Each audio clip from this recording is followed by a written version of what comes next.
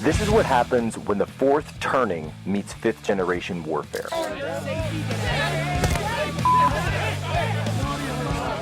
A commentator, international social media sensation, and former Navy intelligence veteran. This is Human Events with your host, Jack Posobiec.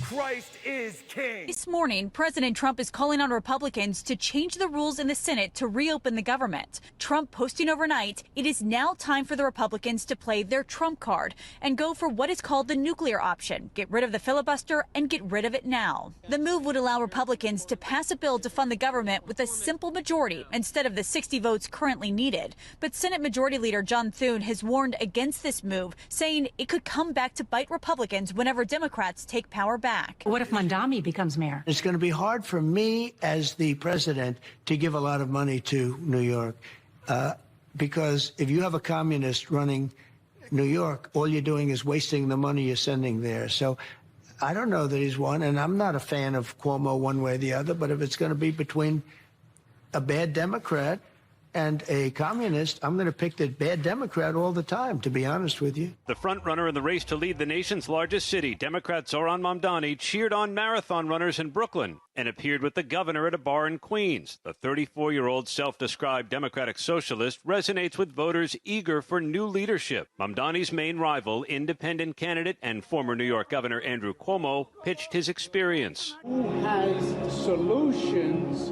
that can actually work, and who has the ability to make those solutions a reality? The race has captivated New Yorkers. Early voting ended Sunday with more than 735,000 ballots cast, far more than during the last race for mayor in 2021. And across the river in New Jersey, former President Obama campaigned for the Democratic candidate for governor, Mikey Sherrill, who's locked in a tight race with Republican Jack Ciattarelli. What Charlie Kirk stood for was let's have an open conversation, let's sit down in public, let's hash out our differences, but let's do so with civility, let's do so with honor, and let's do so with respect for one another. That's what Charlie Kirk always did. And they couldn't beat him in a debate, so they tried to silence him with a bullet, but they failed because Charlie Kirk's voice is now louder and stronger than ever before.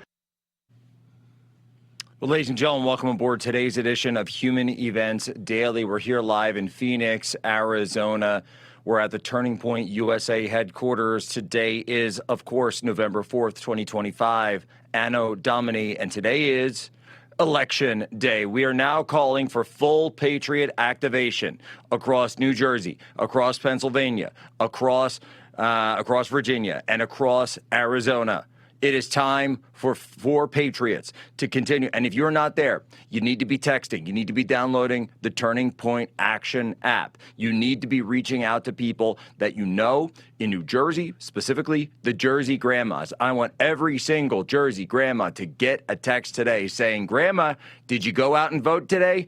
Did you get out there? Grandma, I really need you to get out. Grandma, I need you to get out there.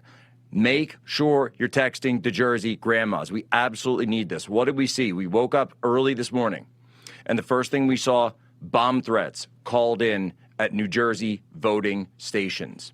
We also saw machines going down across entire counties. And we also saw over in Pennsylvania, in Chester County, a place that I've spent many election days, worked many elections for years, going back 20 years. We're now seeing what?